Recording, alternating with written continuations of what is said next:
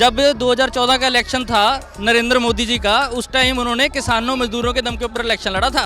उनका ये कहना था मैं पहले ही मीटिंग में ये कर दूंगा, मैं सारी चीज़ें माफ़ कर दूंगा, और अब वो मौके पे बदल गया, अब उनको दुखी कर रहे हैं। यही हमारा हक है जो हम मांग रहे हैं, कानून वापस लो तो लो, उसके बिना हम यहाँ से नहीं जाएंगे। यहाँ बैठे हैं, बैठे रहेंगे, साडा हक ऐते रख।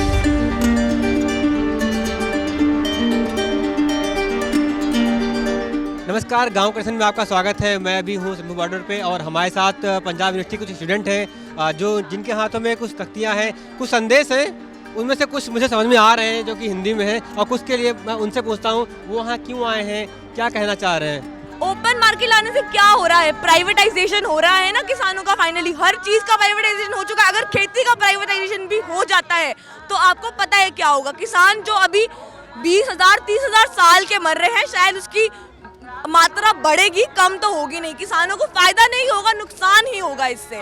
कानून का है, यहाँ तक जो चीज़ है ये मेनली फ़ायदा किसको हो रहा है? कॉरपोरेट का हो रहा है। अब नाम इसको दे दिया खेती कानून, और फ़ायदा इसमें कॉरपोरेट का हो रहा है। किसान को जब इसमें वो चीज़ दिख ही नहीं रही है, एमएसपी के ऊपर जब तक कोई कानून ही नहीं बन रहा, पक्का कानून बनाने के लिए तैयार नहीं हो, कह रहे हाँ इसमें संशोधन कर देंगे, उसमें 10 चीज़ें घुमा देंगे। वो इनको दोबारा क्या, इतने लोग दोबारा उठ के आ पाएंगे क्या यहाँ? तो सरकार बना दे, एमएसपी वाली जो उनकी मांग है मान लेनी चाहिए, उसके ऊपर बिल बना दो। वो नहीं बनाएंगे कभी भी, क्योंकि पता क्या है, यहाँ पे इस देश में जितनी भी सब्सिडी है वो सारी कॉरपोरेटों के लिए है। जो मेजोरिटी है किसानों की, उनके लिए कोई सब्सिडी नहीं है यहाँ पे। जो उनको तो दे नहीं सकते, ये उनको इतना इतना कर्जा उनका माफ़ हो जाता है, किसानों का वहीं का वहीं। बात बेसिक, बहुत ही बेसिक बात, अगर आपने रिसर्च नहीं भी किया तो आप देखिए ना, ये एक बात ये है कि अगर आपको कोई चीज़ पसंद नहीं है और आपके ऊपर थोपी जा रही है तो आप उसको मना ही करेंगे ना।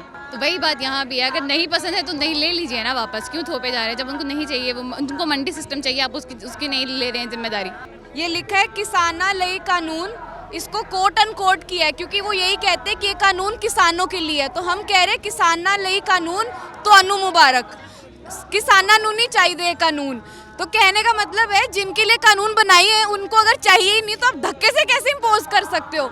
और इतने लोगों को आप पैसे से नहीं इकट्ठा कर सकते। कहने का मतलब नैरेटिव कोई भी चला दो, आप इतने लोगों को, हमारा इतिहास गवाह, इतने लोगों को पैसे दे के नहीं इकट्ठे कर सकते।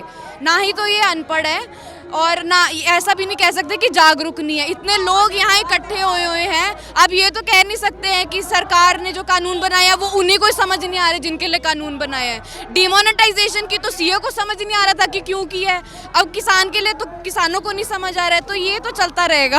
आपने अभी बोला ना कि जो किसान है वो सारा क्या है कि कॉरपोरेटों की चीज़ें यूज़ कर रहा है, कार, ये सारी चीज़ें। आपको पता है सबसे बेसिक चीज़ क्या है? अनाज किसान पैदा कर रहा है, वो खा के तभी वो कुछ कर पा रहे हैं। उसके बाद सबसे मेन तो यही रहेगा, भारत है जब तक ये, उसमें यही चीज़ मेन रहेगी। तो अगर किसानों की नहीं सुनेंगे तो कोई ये सरकार पलट जाएगी जल्दी। तो ये थे पंजाब यूनिवर्सिटी के कुछ छात्र जिनको जो कह रहे हैं कि ये कानून वापस होना चाहिए, क्योंकि जब उनको चाहिए ही नहीं, जिनके लिए बनाए गए हैं उनको चाहिए नहीं, तो इनको तुरंत वापस लिया जाए और ये उनका हक है, उनको अपनी ज़मीन बचानी है, ऐसा वो कह रहे हैं। साथ में ये भी कि ये उनकी अगली पीढ़ी की लड़ाई है जिसको खुद वो यहाँ पे लड़ने आए हैं, साथ देने आए हैं।